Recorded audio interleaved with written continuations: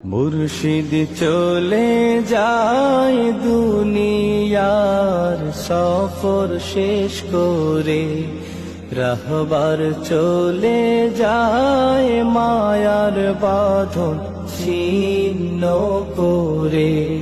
মুর্শিদ চলে যায় দুনিয়ার সফর শেষ করে, রাহবার চলে যায় মায়ার বাঁধন ছিন্ন করে।